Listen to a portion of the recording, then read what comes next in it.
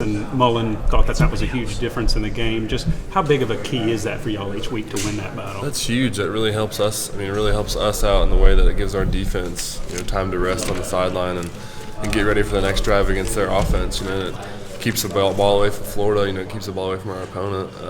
Really, it's a big thing for us, and it wears them down too. Wears their defense down. By the end of the game, they're getting tired. And just, I guess when you look at it from outside and looking in, it really just kind of obvious. You want the ball. You want to hold the ball more than they do. So it really helps us out. And is that something that builds as the season goes on? When you consider y'all are ending here with 5 straight games against Power 5 teams with no open dates. If y'all get the ball for 33, 34, 35 minutes each week, do you think that has a kind of an effect that kind of grows throughout the season if y'all are winning that each week?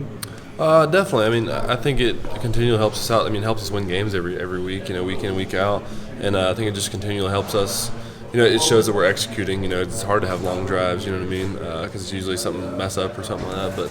But to have that long of a drive, it really shows off that we've been practicing really hard and learn how to be better executing our plays. And kind of along those lines, Kirby's mentioned that the run game, especially in SEC, is like a cumulative effect to kind of wear teams down over the course of the game. From a guy that's blocking those guys, kind of how do you see opponents wear down when those 2-yard runs in the first half turn into maybe 5-6 yard runs in the second half? It's hard to explain it. More you just feel it from the first quarter to the fourth quarter. It's like more of a first quarter it's a hit and it's maybe a little movement. Second you're hitting them, they're moving back. By the fourth though, you're finally hitting them, and they're starting to move back a little bit, and you're starting to get those big runs. But the run game's huge for us. Just to continue to do that throughout the game and wear a team down. And with the schedule you've got coming up with wearing teams down, the time of possession thing, are you guys viewing this as a challenge, maybe over these next 4 games, I guess, to impose your will on these teams and kind of actually wear them down going into the second half? Yeah, definitely. That's been something Coach Smart's been trying to ingrain in us since I got here. To impose your will on our opponents and not make them for them to not want to play us again. And so.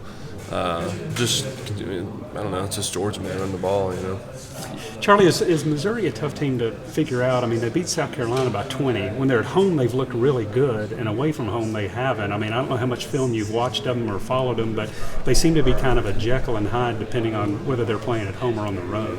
When with the SEC, man, I feel like it's hard to look at all that because every team's good in the SEC, and you have to come out every Saturday ready to play, and you have to be really locked in and practice all week. You're going to come out and lose that game on Saturday, because every team in the SEC has the ability to beat every team in the SEC on any given Saturday, more so than any other conference, I think, because every team in the SEC has the talent and the physicality to do so. What are the specific strengths of the Missouri defense for this game? I think they're really good up front. They have a lot of big guys up front, and I think they're coached really well. And I don't know. I think that's going to be a really good game. You and Eli with a couple big catches the other day in that game. How good did that feel in the tight end room afterward? I felt really good. It was exciting. It was fun to celebrate afterwards. To know that some of the hard work's paying off to catch a few balls and just to have fun. Charlie, do you get when it's a 7:00 game? Do y'all get to watch other games throughout the course of a day? Like I know, obviously, y'all are focused on y'all's game Saturday night, but will you get a chance to watch any of Bama? Yeah, basically all we do is we have meetings a little bit here and there on Saturday. We'll kind of do some walkthroughs, but other than that, you kind of just have downtime. You don't want to continually think about 7 p.m. You don't want to continue to think about Missouri. You want to kind of relax and take your mind off stuff. So we're in our rooms in the hotel. You got the TV. You can watch a movie. You can watch a game if you want to. It depends, whichever you want to do. Is it easier to watch a noon game than a 3:30 game, given y'all's schedule at a 7:00 kick? Yeah, you can watch a 3:30 game. You're kind of getting into the back end of the day, and you're kind of doing a pregame meal and stuff. But yeah, you can watch a noon game. Charlie, in terms of the big picture for the rest of the season, so I know y'all throw out terms, eliminating outside noise, game by game, one every week. But when you look at the ultimate goal of this team, what do you think the Florida win did for the ultimate goal, and how do y'all go about looking at the rest of it? Yeah, I think after South Carolina, we still knew that all of our goals were attainable. And all of our. We were still in control of our destiny, per se. But I think finally beating Florida really gave us that over the hump. Obviously we still have to beat Missouri and have a good end of the season. But beating Florida was kind of that statement to where, hey, we're still Georgia. Yeah. The players never doubted. We never doubted amongst ourselves, but I think it was kind of a statement to other people. We're still here and ready to go to the SEC championship, and as our goal as a team to go to the national championship. We're still here to do that. Is it Charlie, funny to you how week to week people, you guys are the worst team they've ever seen. Now you've beaten Florida, you'll probably be the best team they've ever seen. You've seen a lot of that in your years here. How do you deal with it? And is it just funny to you at this point?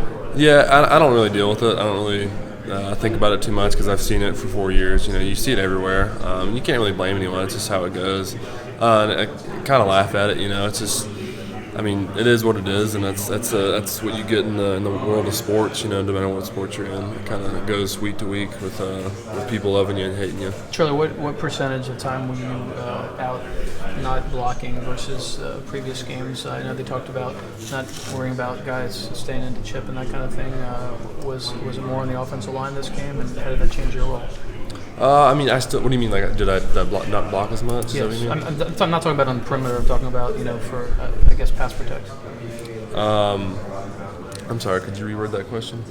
Did your role change at all with what they did with just warning 5 guys? Off? Oh yeah, I guess we definitely split out a little more blocking on the perimeter. Yeah. I was definitely still in the box blocking a lot, but more so, I was definitely out trying to get 5 in the box. For a good clean up the middle run. We did a lot of just there one backer in the box and it was wide open when we were split out. So yeah. What about on 3rd and long? How the offensive line managed to give Jake time in this game? Man, they were killing it, man. They worked really hard on it last week, and Jake and Trey Hill at center, and just them as a whole, they did really good. It's a lot of that stuff. Is determined by pre-snap. You got to determine who you're going to. What guys you're going to work to with different blitzes coming and whatnot. They did a really good job pre-snap of knowing who they're going to block and executing it. You're a veteran, and Cager's a veteran. What have you learned from him in his time here? Man, he's a hard worker. He's resilient. I respect him a lot from coming from Miami. And just getting in here and meshing with guys, and really just coming into work. I've learned a lot from that. I guess his confidence that he brings and just his work ethic. Before the Florida game, all the noise outside, and I know you guys say you don't listen to any of it, but could you sense a more intense determination on Jake's part going into Florida? Yeah, definitely. I'd say for the whole team. The whole team. Coach Smart says don't listen to noise, and I think the whole team did a really good job of that, not listening to the outside noise. But the whole team, we had one of our best weeks of practice going into Florida. We were really determined to do well in that game. What's your role this week as you take on a team that's kind of in a lull and kind of in a downtime, and you guys have everything in front of you? Yeah, that's the thing with the SEC. Yeah, you can say lulls and stuff, but you got to come out attacking the week with practice, or else you're gonna feel the effects on Saturday, and you're gonna slip up and possibly lose a game. We gotta start today and start the whole Tuesday, Wednesday, Thursday with just really good practices and just really being clean in our execution, so we can come out Saturday. Charlie, concerning that outside noise, you go out there, you play like you did against Florida, no 3 and outs, all that stuff. Is there kind of like a satisfaction you get from that? Because you don't try to focus on the outside noise, but you get the questions from us and all that stuff. Is there a sense of satisfaction that goes out there when you go out there and proving yourself, maybe? Definitely, yeah. Definitely a little bit. Yeah, it's like, hey, you're kind of beating the haters and beating all the questions. You know what I mean? But I don't know. As a team, I don't know. I think we're a really mature team. And I think it was more proving to ourselves that we could go out there and execute. There's been a lot of times this year we haven't executed the way we know we can execute. It's kind of like, I guess it's kind of a confidence booster. Going out there and we finally put a pretty clean game together. What do you like about the night games? I like the lights. It feels like high school, but other than that, man, it's a long day of waiting. I'd much prefer a noon to 3:30 game. How do you fill your time? Man, usually sitting around, I read a book, read my Bible, watch a little TV, just trying to relax. What was your reaction when those lights first came on? I guess the first night game. There's only been the second night game, so. It was awesome, man. Those red lights you're talking about, yeah, that was crazy. Seeing those, they got me pretty juiced up, pretty amped up for the fourth quarter. It was a lot of fun. When Eli first got here, what were sort of the things you picked up, sort of learned about him, or sort of allowed him, that were going to allow him to be successful in contributing to this team? Who? Eli. Oh, Eli. Man, when he first got here, I knew he's a really hard worker, really determined. To grad transfer, obviously already means you're a pretty determined player, and I don't know. He's a really hard worker. Really puts a lot into the games. Really smart player. Really good asset for our team. I know he's going to help us out a lot this year. What's the hardest type of defender to go up against? Like, when you go out for passes, like a more athletic linebacker, or like what do you hope to see when somebody's guarding you? That makes sense. You know, I don't know. I don't really care. I just like to have a. Doesn't really matter to me, you know, any of us who go out for catches. You know, you gotta go into the play, have a plan, and find a way to beat that guy. You watch any film on Nick Bolton, their linebacker? Not a lot yet. No. You guys seem to be really mentally prepared during big games. How does Coach Smart prepare you before Florida, going back to last game against Florida, even the SEC championship? You guys are always mentally prepared. What's different in practice? Man, it's just really intense. You know, he puts the pressure on us during the week.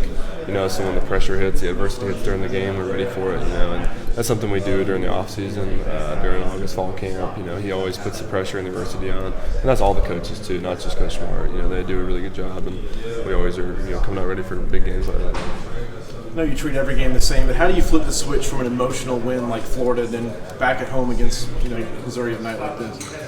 To me, that's what I've been thinking about. Is like you got to come out, and it starts with practice. You know, it starts with practice, meetings, walkthroughs. You got to really come out, and as much as your body hurts, as much as you're kind of mentally drained from emotionally game, like you said, you just got to come out ready to practice at the beginning of the week to start to prepare yourself for Saturday. Because if you don't do that, you're going to end up slipping up on Saturday. So does Coach Smart have a specific rule of the 24-hour rule where you enjoy it for so long, then you get back in the game? Does he have anything like that? I mean, it was never verbally said, I don't think, by him, but I guess it was assumed by everyone. So we don't continue to celebrate or think about it too much past Sunday. So. How have you seen Cager and Fromm's relationship kind of develop? He's been here for a short amount of time, obviously, and offensively he's made some big plays for you guys.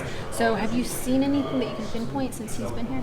I see Cager working really hard at practice to go full speed, to get good timing on routes with Jake, because a lot of that comes with a lot of good, quarterback receiver success comes with trust in practice. It comes with running good routes in practice the whole week, being dependable, being trustworthy. Ever since the summer, really, when Cager got here, he's been really hard worker and really tried to perfect his craft.